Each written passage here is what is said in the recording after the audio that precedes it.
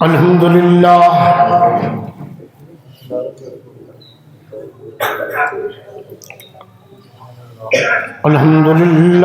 وکفى وسلام علی عباده الذین اصطفى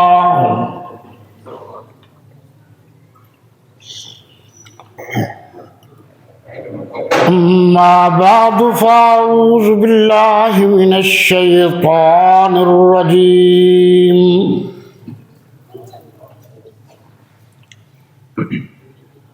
بسم اللہ الرحمن الرحیم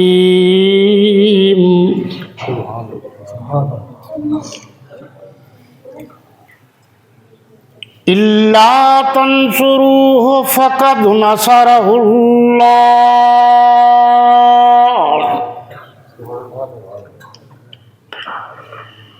اذ اخرجه الذين كفروا ثاني اثنين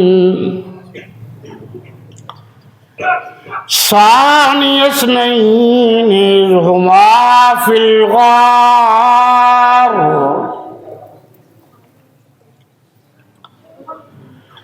إذ يقول لصاحبه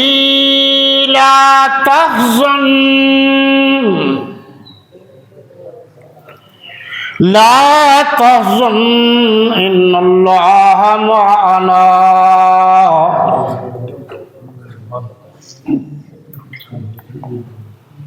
وقال سيدنا علي المرتضى رضي الله تعالى عنه افضل الناس بعد الانبیاء ابو بکر و عمر وفی روایہ خیر الناس بعد الانبیاء ابو بکر و عمر رضی اللہ تعالی عنہما صدق اللہ مولانا العظیم اللہم صلی علی محمد النبی الأمی وعلى آلہ وبارک وسلم تسلیما کثیرا کثیرا شرفائے ملت اسلامیہ، رفقائے اہل سنت والجماعت،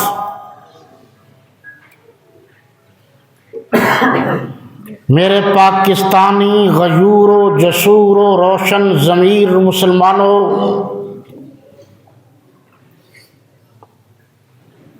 مرکز اہل سنت سمیجہ آباد ملتان میں آج 12 دسمبر 2025 کو تحریک مدح صحابہ پاکستان کے روح رواں اور اس کے قائد محترم المقام جناب ڈاکٹر خادم حسین ڈھلو صاحب کی اسپیشل دعوت پر اور ان کے رفقائے کار کے اصرار پر حاضری ہو رہی ہے۔ وقت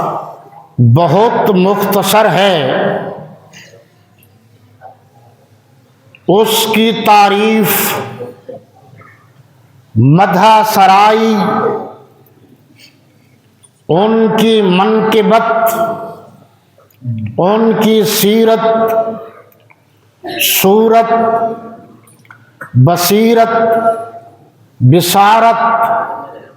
میں کیا بیان کر سکتا ہوں، جن کی مدح سرائی خود اللہ کے قرآن نے کی ہے، اور صاحبان مطالعہ یہ بات اچھی طرح جانتے ہیں کہ قرآن مقدس کا پہلا قاری پہلا حافظ، پہلا مفسر، قرآن کا پہلا مفکر، پہلا مدبر، قرآن کا پہلا کاتب بعد از نبوت حضرت صدیق اکبر رضی اللہ تعالی عنہ ہیں۔ تمام علماء اسلام کے نزدیک متفق علیہ ہے، افضل البشر بعد الانبیاء بالتحقیق حضرت صدیق ہیں، خیر البشر بعد الانبیاء بالتحقیق حضرت صدیق ہیں، اکمل البشر بعد الانبیاء بالتحقیق حضرت صدیق ہیں، اجمل البشر بعد الانبیاء بالتحقیق حضرت صدیق اکبر ہیں، ارفع البشر بعد الانبیاء بالتحقیق حضرت صدیق اکبر ہیں، بس یوں جانیے کہ بعد از نبوت پوری امت مسلمہ کے وارث اول حضرت صدیق اکبر ہیں۔ مسلم پہلا، خلیفہ پہلا، خلیفت بلا فصل، خلیفۃ المسلمین، خلیفہ راشد، ان کی صداقت کے لیے نبوت کے بعد اتنی دلیل ہی کافی ہے کہ جس کے پیچھے 2.25 برس تک حضرت علی المرتضیٰ نے نماز پڑھ کر بتا دیا کہ یہ میرے امام ہیں، اور اپنی اہلیہ کے جنازے پر بتا دیا کہ انت امامنا فی الدنیا والآخرہ، آپ ہماری دنیا کے بھی امام ہیں، عقبہ کے بھی امام ہیں۔ حضرت علی المرتضیٰ کی نمازیں بتا رہی ہیں کہ جس علی کا امام جو اس نے نمازیں پڑھائی ہیں اس کو صدیق اکبر کہا جاتا ہے۔ ہمارا عقیدہ ہے، ہمارا نظریہ ہے کہ حضرت علی المرتضیٰ رضی اللہ عنہ ہمارے پیر ہیں، ہمارے مرشد ہیں، ہمارے رہبر ہیں، ہمارے رہنما ہیں، ولایت کے امام ہیں، نحو کے امام ہیں، لیکن یہ بھی عقیدہ ہے کہ جس کا مقتدی علی المرتضیٰ ہے اس علی کا امام امام الصحابہ ہے، سید الصحابہ ہے، فخر الصحابہ ہے، اور اس کا نام حضرت صدیق اکبر ہے۔ زور سے کہہ دیجئے سبحان اللہ رضی اللہ تعالیٰ عنہ۔ یہ آپ نے علماء کرام سے سنا ہوگا، وقت چونکہ مختصر ہے، بالکل تھوڑے سے موتی آپ کی جھولی میں ڈال کر آپ سے اجازت چاہوں گا۔ یہ بات ذہن میں رہے کہ اللہ کے نبی کے حکم سے حضرت صدیق اکبر رضی اللہ تعالی عنہ آپ کی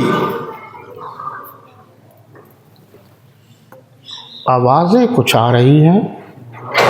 ڈسپلن لوز لگ رہا ہے انجینئر صاحب کا ہمیں۔ جی یاد رہے کہ آپ کا حکم اللہ کی طرف سے حکم ہے۔ شاعر مشرق نے کہا ہے نا کہ گفتہ او گفتہ اللہ بود، گرچہ از زبان عبداللہ بود۔ زبان تو میرے نبی کی ہے مگر الفاظ تو اللہ کی ہیں۔ وما ينطق عن الهوى ان هو الا وحی یوحی۔ آپ نے فرمایا مروا ابا بکر فلیصلی بالناس،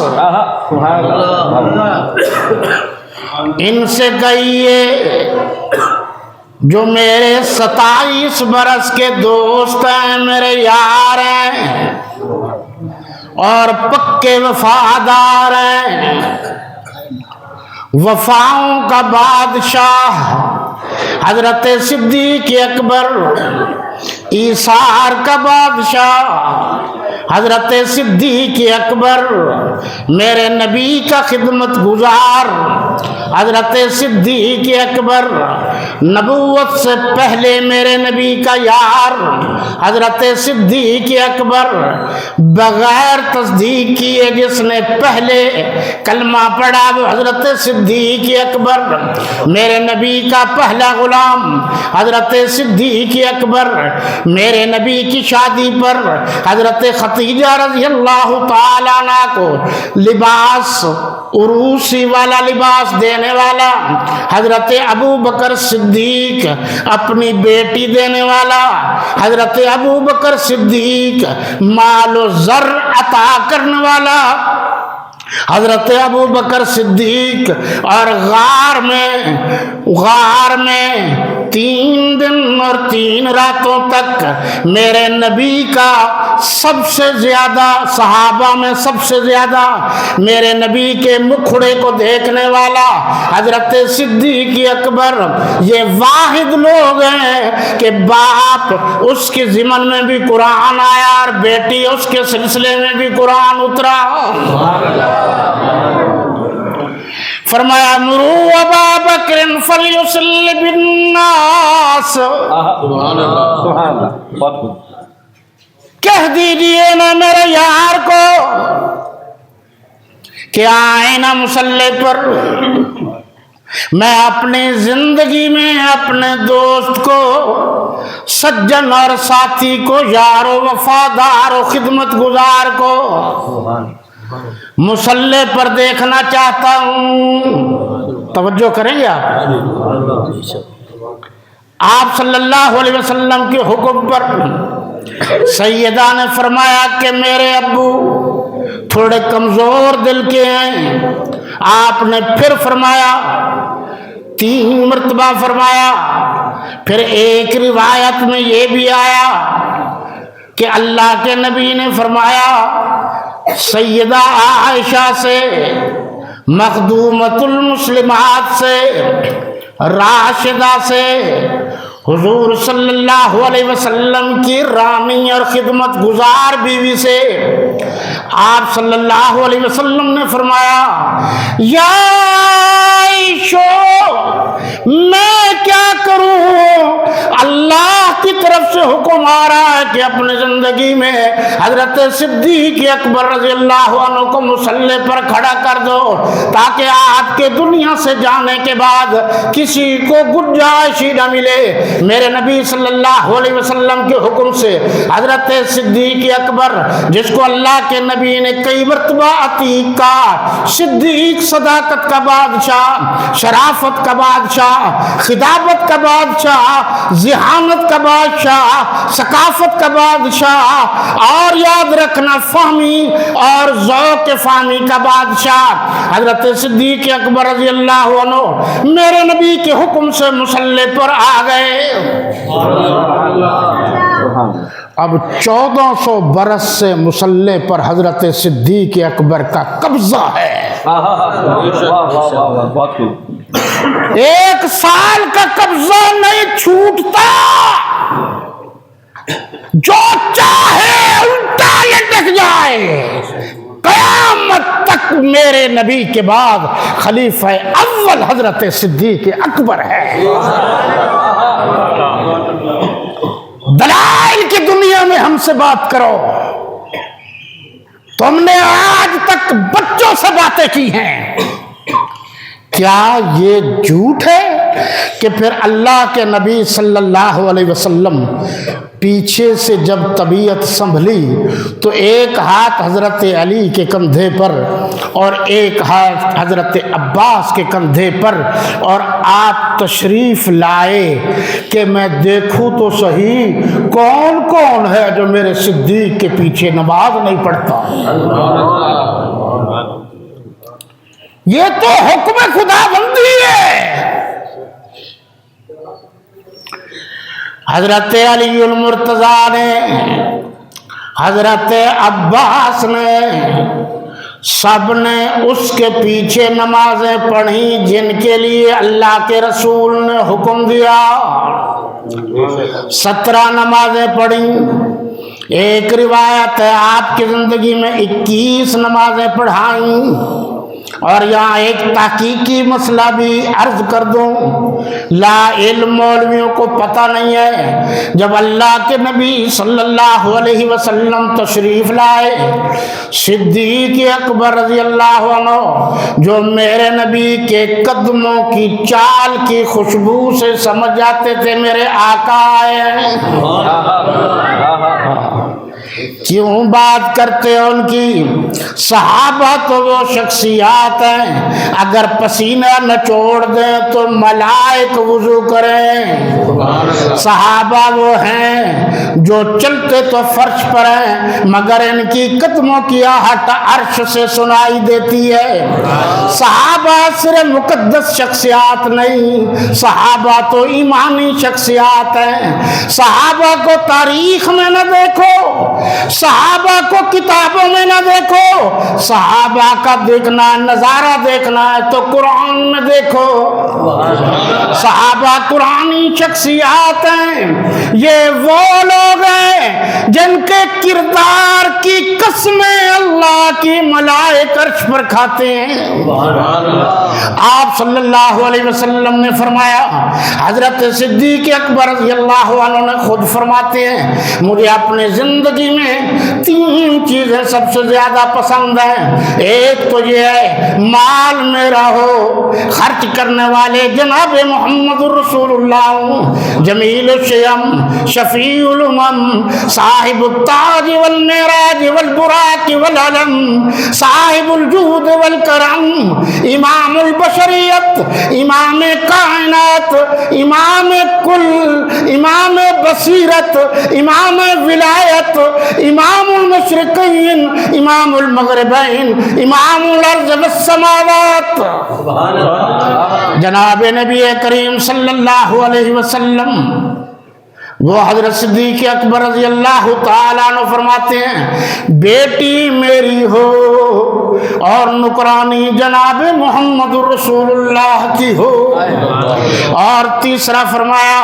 میرے سب سے زیادہ خواہش یہ ہوتی ہے کہ مکھڑا جناب محمد رسول اللہ کا ہو اور دیکھنے والے حضرت صدیق اکبر ہوں رضی اللہ عنہ۔ اتنا قریب سے کسی اور صحابی نے نہیں دیکھا، اس اعتبار سے بھی حضرت صدیق اکبر پہلے ہے۔ اور آپ ذرا غور کیجئے، غور، حضرت صدیق اکبر رضی اللہ عنہ پیچھے ہٹے، جب آقا کو پا لیا تو حضرت صدیق اکبر کو میرے آقا نے اشارہ دیا، آپ یہیں رہیں، سب سے آگے میرے نبی، میرے نبی کے پیچھے حضرت صدیق اکبر، باقی تمام صحابہ میں سب سے آگے حضرت صدیق اکبر۔ یہ اس طرف اشارہ تھا، میرے نبی نے صحابہ سے پیچھے نہیں ہٹایا، اپنے پیچھے سے ہٹایا تاکہ مغالطہ دور ہو جائے، کوئی صدیق کو نبی نہ سمجھ لے۔ نبی کی جگہ پر آنے سے کوئی حضرت صدیق کو نبی نہ سمجھ لے، یہ ختم نبوت کی دلیل ہے۔ اور اپنے پیچھے اور صحابہ کے سب سے آگے کھڑا کر کے یہ بتا دیا کہ صحابہ کے سردار حضرت صدیق ہیں، صحابہ کا فخر حضرت صدیق ہیں، سید الصحابہ حضرت صدیق ہیں، امام الصحابہ حضرت صدیق ہیں، میرے نبی کے مسلح کا وارث حضرت صدیق ہے، میرے نبی کے تدبر کا وارث حضرت صدیق ہے، میرے نبی کے تفکر کا وارث حضرت صدیق ہے، میرے نبی کے جاہ و جلال کا وارث حضرت صدیق ہے، بعد از نبوت میرے نبی کی امت کا وارث حضرت صدیق ہے، میرے نبی کے روحانی ورثے کا وارث حضرت صدیق ہے، میرے نبی کے ترکے کا وارث حضرت صدیق ہے، میرے نبی کی وراثت کا وارث علمی اور روحانی وراثت کا حضرت صدیق ہے۔ تو گویا یہ بتا دیا کہ میرے بعد کائنات کا سردار حضرت صدیق ہے۔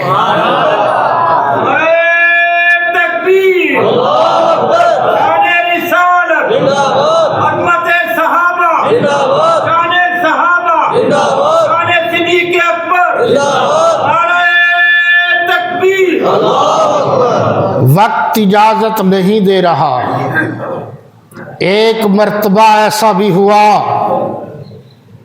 اللہ کے نبی صلی اللہ علیہ وسلم مسجد نبوی کے ساتھ جو رہائش پذیر تھے، جہاں آپ کی سکونت تھی، وہ گھر کس کا تھا؟ سیدہ عائشہ الصدیقہ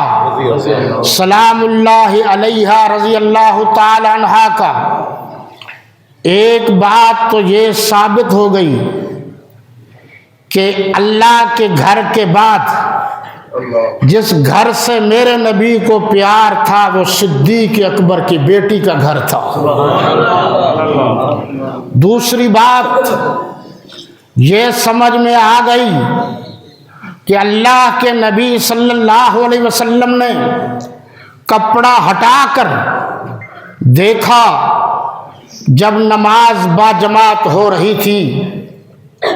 تو سب کو دیکھا، سب حضرت صدیق اکبر کے پیچھے نماز پڑھ رہے تھے۔ آپ چاہتے تھے میں اپنی آنکھوں سے دیکھ لوں کہ میرا تو کل سرمایہ صحابہ ہے، اور حضور چاند ستارے صحابہ ہیں، میں دیکھ لوں تو کوئی بھی ایسا نہیں جو حضرت صدیق اکبر کے پیچھے نماز نہ پڑھ رہا ہو، بلکہ سب کے ساتھ حضرت علی المرتضیٰ بھی پیچھے نماز پڑھ رہے تھے۔ جب سارے صحابہ کرام نے حضرت صدیق اکبر کو اپنا رہبر مان لیا، اپنا رہنما مان لیا، اپنا امام مان لیا، اب جو حضور کے بعد ساری دنیا کا امام پیر و مرشد حضرت صدیق اکبر کو نہیں مانتا، اس سے بڑا کائنات میں کافر اور کوئی نہیں۔ واہ واہ، بہت خوب۔ کرو، دلیل سے بات کرو، تم الٹے بھی لٹک جاؤ تو خلافت بلا فصل کا حقدار صرف حضرت صدیق اکبر ہے۔ وقت نہیں ہے، میں آپ کی توجہ چاہوں گا۔ حضرت شاہ ولی اللہ رحمۃ اللہ علیہ نے بھی لکھا ہے اور باقی بزرگوں نے بھی لکھا ہے کہ ہجرت کی رات جب آپ صلی اللہ علیہ وسلم اور صدیق جہاں خطرہ تھا، جہاں خوف تھا، وہاں ساتھ اللہ کے حکم سے صدیق اکبر کو لیا، جہاں امن تھا اللہ کے حکم سے وہاں حضرت علی المرتضیٰ کو سلایا اور فرمایا حضرت علی المرتضیٰ مخلوق کی امانتوں کے پہرے دار ہیں، حضرت صدیق اکبر خالق کی امانت کا پہرے دار ہے۔ چلیں، چلتے گئے، آپ کے علم میں ہوگا، ورنہ آپ کتابوں کا مطالعہ رکھتے ہیں تو یہ ذہن میں رکھیے، انوار البیان فی کشف اسرار القرآن، روضہ رسول کی چھاؤں میں مولانا عاشق الہی مرٹھی سما مہاجر مدنی جلد نمبر 4 مطبوعہ ادارہ تالیفات اشرفیہ میں یہ ساری باتیں لکھی ہوئی ہیں کہ وہ دیکھ رہے تھے حضرت صدیق اکبر کبھی میرے نبی کے آگے ہو جاتے تھے، کبھی پیچھے ہو جاتے تھے، کبھی دائیں ہو جاتے تھے، کبھی بائیں ہو جاتے تھے کہ کہیں دشمن کسی طرف سے میرے نبی پر کوئی حملہ نہ کر دے۔ اللہ کو یقین تھا صدیق اکبر پر، اس لیے حضرت صدیق اکبر کو اس رات جو تکلیفوں کی رات تھی، دکھوں کی رات سے ہم سفر حضرت صدیق اکبر کو بنایا۔ دوسری بات یہ ہے کہ یہ بھی انہوں نے لکھا ہے شاہ ولی اللہ رحمۃ اللہ تعالی علیہ نے، ڈیٹیل کا وقت نہیں ہے، کہ جب آپ صلی اللہ علیہ وسلم حضرت صدیق اکبر رضی اللہ عنہ کے کندھے پر سوار ہو گئے تو سواری دو طریقوں سے ہوتی ہے، یا تو آپ صلی اللہ علیہ وسلم نے یوں سواری کی کہ آپ صلی اللہ علیہ وسلم کے دونوں رجلین مبارک، پاؤں مبارک حضرت صدیق اکبر رضی اللہ عنہ کے سینے پر، یا یوں سواری کی کہ آپ صلی اللہ علیہ وسلم کا ایک پاؤں سینے پر اور ایک کمر پر۔ دونوں طریقوں کو سمجھیے کہ آپ کے پاؤں نے صدیق اکبر کے جسم اطہر کو کور کر لیا، ایک بات۔ دوسری بات یہ ہے اگر کوئی دور سے آ کر میرے نبی کی قدم بوسی کرنا چاہتا ہے تو پاؤں تو صدیق اکبر کے سینے پر ہیں، جب تک اس سینے والے کی محبت سینے میں نہیں آئے گی قیامت تک کوئی ماں کا لال میرے نبی کے پاؤں تک بھی رسائی حاصل نہیں کر سکتا۔ اور بات، آپ صلی اللہ علیہ وسلم اوپر تشریف فرما ہے، ذرا غور کیجئے، آپ صلی اللہ علیہ وسلم کے دونوں ہاتھ حضرت صدیق اکبر رضی اللہ عنہ کے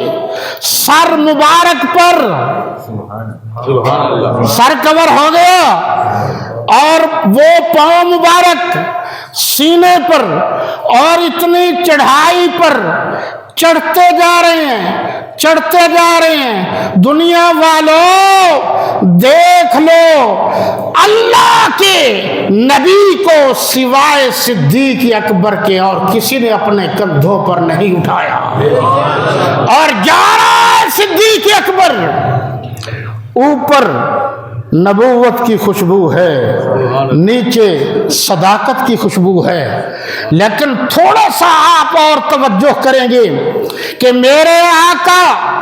اوپر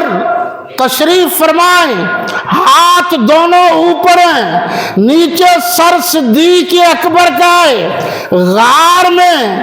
سر میرے نبی کا، گود صدیق اکبر کی، گھر میں گود صدیق اکبر کی بیٹی کی، سر میرے نبی کا، یہاں حضور کا صلی اللہ علیہ وسلم کے ہاتھ مبارک اوپر، نیچے پاؤں، اوپر سوار،